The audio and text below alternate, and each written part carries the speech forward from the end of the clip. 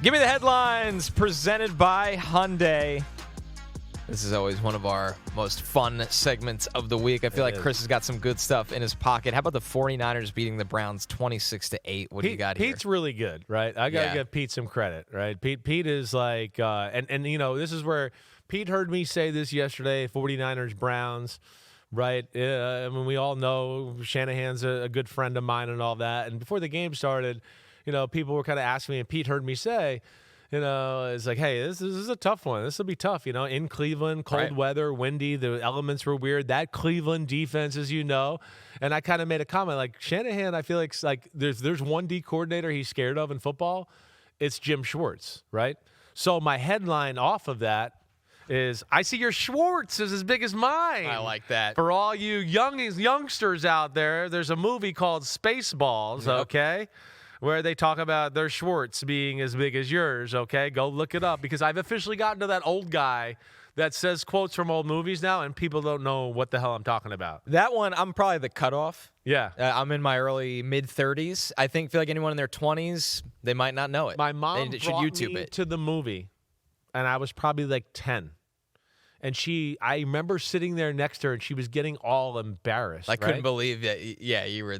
But they were going right over my head. They were all these like sexual innuendos. Right. And I was 10. I didn't even know them. Right. But if it weren't for my mom like looking at me and making these nothing of faces, it. I would have thought. But I kept going like, wait, what? Something's going on here. She's all embarrassed here. What's going on? It's one of those that you appreciate more the older you get, ironically, with it. Right. I love that, though, for Jim Schwartz. This was Shanahan's only second career win against him. Uh-huh. How about this, though? The first since 2008. 2008, when Shanny was the Texans OC and Schwartz was the Titans DC. And I was in Tennessee. You were on the Tennessee team. Yes, I was. That is freaking crazy. You know, if I remember right, let's see, it's 2008.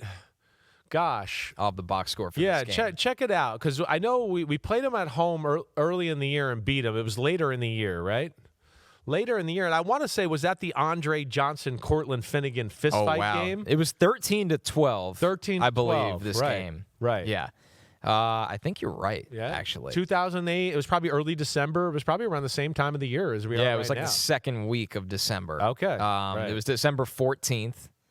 Yeah, the second loss of the year, I think, our Tennessee Titan team, right? Yeah, we lost to the Jets and Brett Favre. This made you guys 12-2. 12-2, right. It's freaking nuts. Right. That was Andre Johnson and Shanahan and Kubiak and that whole crew. But back to the point here, the 49ers played some good football yesterday. And it wasn't sexy and awesome. It was a good, complete team win. And you know, the reason I use the little play on words where I see your Schwartz is as big as mine is, yes, you know, Shanahan, not only the good game plan, but the right game plan. My thing all last week about this football game, breaking it down, is don't let the Cleveland Brown defense beat you, right? Don't Shanahan, with you being so creative and aggressive in offense, just go, wow, this is just another defense. We're going to attack and do whatever we want, right? Because when you make that mistake against Cleveland, all of a sudden you go, oh, no, we're down 13-3. Uh-oh. And it's their defense, and now we got to throw the ball and everything that way, right? So that's where I thought he was smart in playing it close to the vest. Now, they did a good job. They started the game off with a big punt return, got a short field, right? And then played some good defense, and Brock Purdy, you know, made a few throws here and there. And then they trusted their defense with a rookie quarterback in Shedeur Sanders to go, hey, we just think if we stay patient and we don't screw it up, we'll be able to move the ball and score just a little bit more than Cleveland will. And I think that was the right approach in that one. Yeah, a quiet game from Shedeur Sanders, 149 passing yards. He throws the touchdown. He took 3 sacks. But, you know, nothing to write. I think it goes back to what you pointed out last week, Chris. Just a very simple offense right now. Right. And it feels like they need to supplement their simple offense with some of the direct snap stuff, the wildcat stuff, getting Fannin involved. Exactly right. And they're just limited. Yeah, they're you know, they're not extremely talented on that side of the ball. He's in the beginner phase of being a quarterback in the NFL. And I mean, really at the beginner phase. Like we discussed on last Tuesday's pod on YouTube, where, you know, you break down the film and go, yeah, that was like literally like the first 2 or 3 pages of the playbook. That's all they did in that game against the Raiders. There was a little more in this one, but even on the drive, he throws the touchdown pass, okay? It was a 10-play drive. they ran the ball the first 9 plays to get down there to around the 24, 25-yard line. Then they had a cool little Seattle beater that he threw the touchdown. He threw a nice pass to Harold Fannin to score to go up 10-8. Now, we talk about that. The defense, right? The special teams. Purdy did some good things. They stayed patient with the run game and all that. So I liked all of that, from San Francisco. They had some fourth down stops. But again, I'm gonna, because we got 2 games in this block that I got to talk about this with. You're the Cleveland Browns. The game is 10-8. It's 10-8 in the third quarter. It's actually going just the way you want it to go. Right. Just hang in there.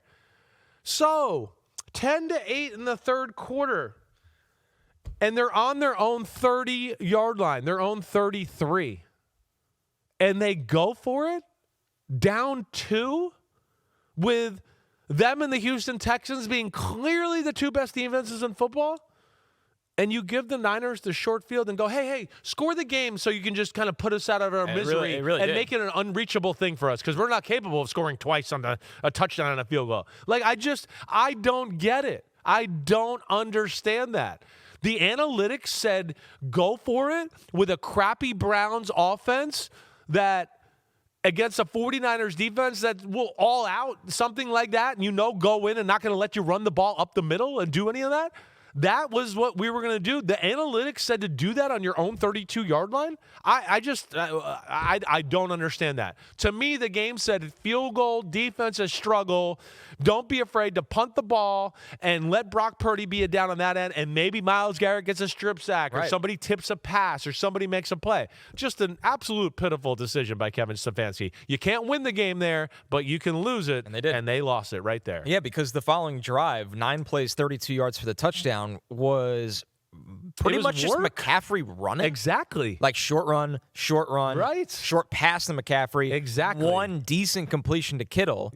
And that was it. I mean, the 14-yard completion to Kittle was 14 of the 32 yards. We've gone crazy with this fourth down stuff. There's some games where, again, I know it worked in a few games this weekend, and we'll get to that. I understand that. But this is one of those games where we talk about, forget the numbers. Just read the room. Read the room. The game is a struggle. The 49ers had, one scoring drive, really. You're at home. And it was off a punt return that gave them the ball at the 6-yard line or whatever it was, the 16-yard line. I don't get it. I don't get it. I really don't. I thought that was a pitiful decision. I think Stefanski's a really good coach in this league. I think his 2-time Coach of the Year resume speaks for itself. It feels like he is kind of spiraling in the chaos of the Browns this year. It does feel like there's that. been times where I'm like, man, I think Stefanski's a better coach than that, but that was a bad decision. Yeah, right. Where it's right. I'm not looking for excuses for him. No, but it's just we it's don't know weird, what to though. expect there. Yeah. I know. It's all over the place there in Cleveland. It certainly doesn't look good. The bright side for the Niners, they are on a 3-game winning streak. They're 6-2 on the road this year. Yeah. The bright side for the Browns, if there is one, Myles Garrett gets a sack in this game. He's got 19 on the season. He's just 4 shy of the NFL setting the NFL single-season record now. Yeah. I think he's going to do it. Oh, I do too. I mean, obviously, the odds are for him. Well, and I think the other thing that makes me believe he'll do it too is that play some teams where Caleb Williams is going to hold the ball a little bit. Right. You're going to get some shots right on him. Josh Allen, he'll hold the ball a little bit. You'll have a chance to get some sacks on him, too. They play the Titans next week. Play the Titans. Exactly right. Cam Ward will hold the ball. J.C. Latham is really struggling exactly right now. Right. So, there's a part of me that almost wants to go, I think he's going to break this, significantly. You have a +3 lead. It's going to be 25 sacks, right? He's going to come away with something like that. I hope he pads That's where I feel like it's going right now. Because 49ers did everything yesterday not to let him go off. Sure. They were they talked about it all week. There was people around him all game long, chips, tight ends there. They were not going to let him just ruin the football game, and I thought they did a good job in that, other than that one sack that everybody sees on social media, which was just impressive. The Bucs get a much-needed win. Not comfortable, but they beat the Cardinals 20-17. What's the headline here, Chris? Wirfs the wait. Oh, was it ever? Yeah, but Tristan Wirfs scores a touchdown. You always love when a big guy scores a touchdown. The locker room loves when the fat guy scores a touchdown, and I'm not calling Tristan Wirfs fat, but you know what I mean. He's an athlete. The jolly big guy that scores scores the touchdown and gets in the end zone. Everybody rallies behind that. That becomes a fun thing. That was a cool moment of the game, certainly. I guess they had the play in the game plan last week. Yep. And he was mad they didn't call it, so they got to it in this one. Not an overly impressive football game here from the Bucs altogether. I think the positive things are this. Bucky Irvin and Chris Godwin were back, and they showed up a few times during the game, and they're going to need that continue to grow. Because I think you and I both have concerns about their defense, and you should even after yesterday. I mean, Jacoby Brissett in Arizona, they moved the ball. They missed a chip shot field goal. Right. He threw an interception going in to score, right? Did that. And then here we go to dumb coaching decisions, part 2 of Hyundai. Give me the headlines, all right? The game is 17-10. It's 17-10 in the fourth quarter. They're on their own, 39-yard line? 38-yard line? It's a one-score game.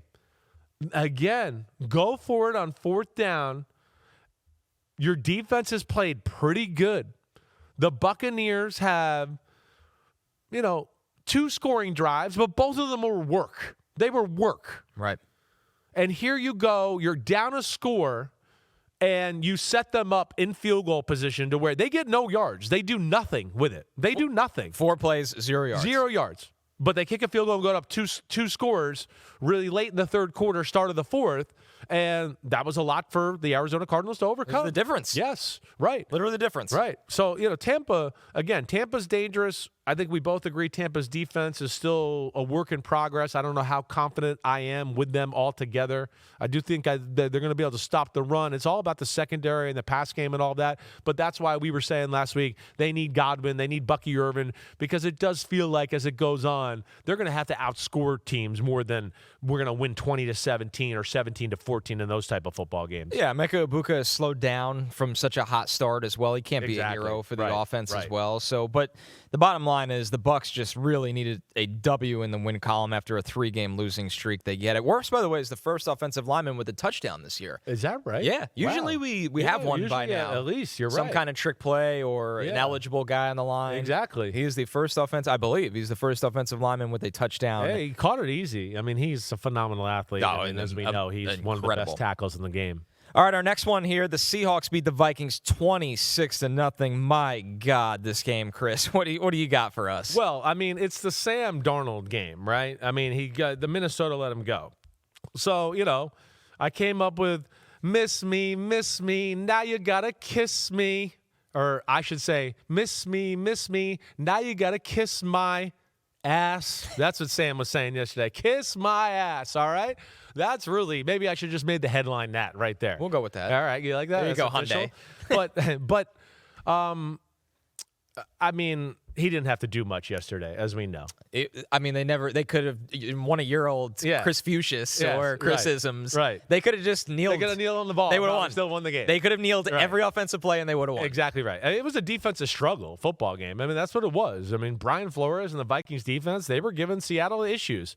I mean, there they were up 3-0, and Minnesota was driving in field goal territory. They go for it on fourth down. Again, I'm so sick of talking about it. But, yeah, they go for it on fourth down. Max Brosmer, being the rookie he is, and again, I know that was a tough spot to be starting, making your first start. That stadium, that environment is about as hard as it gets. But, yeah, that was an all-time stupid interception right there. Yeah. You're going down. And I know what he's trying to think, hey, it's fourth down. Let me give my guy a shot. All week he's probably had the coach saying, don't take bad sacks. And you have a rookie moment where you're on the way down and he just goes, oh, don't take a sack. Let me give my guy a chance. Yep. But you can't just throw it over your head. And there's 2 people there and Ernest Jones scores. And that was it. That was the game. See you later. Everything from there was kind of just ugly.